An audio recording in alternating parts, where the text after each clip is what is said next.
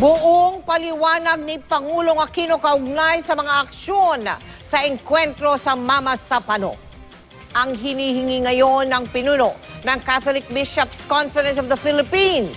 Sa gitna nito, mga panawagan para bumaba na sa pwesto si Aquino. Nakatutok si Maki Pulido. Dadalhin ko po hanggang sa huling mga araw ko ang pangyayaring ito. Responsibilidad ko po sila.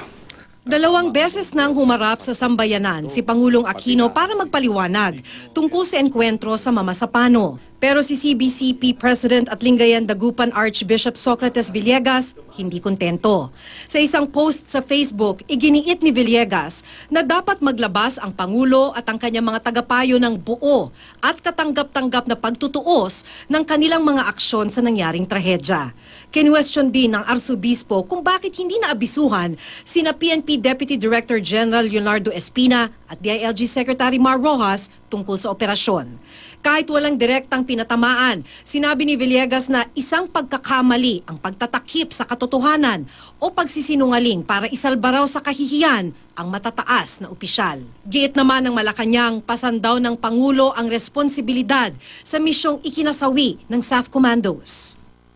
Nitong Biyernes, ilang matataas na opisyal ng simbahan ang nagpulong para suportahan ang panawagan ng National Transformation Council na bumaba na sa pwesto si Pangulong Aquino. Binasa pa ni Cebu Archbishop Emeritus Ricardo Cardinal Vidal ang pahayag ng NTC. Various assemblies convened by the National Transformation Council, NTC, has strongly advocated that the President should step down. We bishops of the Catholic Church and other Christian churches have often been asked if there is a moral basis to this growing demand. Recent developments have made this call even more urgent and imperative. Your Eminence, are you calling for the stepping down or resignation of the President? It's very clear that several groups of the National Transformation Council is advocating. Nauna ng pinabulaanan ng CBCP na nananawagan sila kay Pangulong Aquino na bumaba na, pero iginagalang daw nila ang personal na opinyon ng kanilang mga miyembro. Dumalo rin sa pagtitipon si dating National Security Advisor Norberto Gonzales. I think many of our people in the sector that you are mentioning says that they're willing to risk, provided that the risk is equivalent to something better for our country.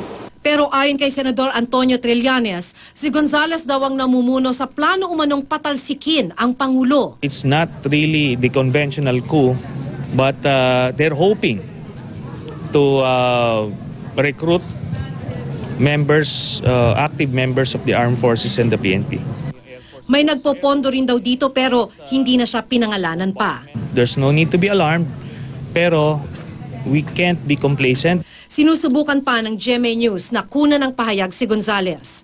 Nauna nang tiniyak ng AFP na mabibigo ang anumang planong pabagsakin ang gobyerno, lalo na't nananatili silang tapat sa administrasyon. Maki Pulido, Nakatutok, 24 Oras.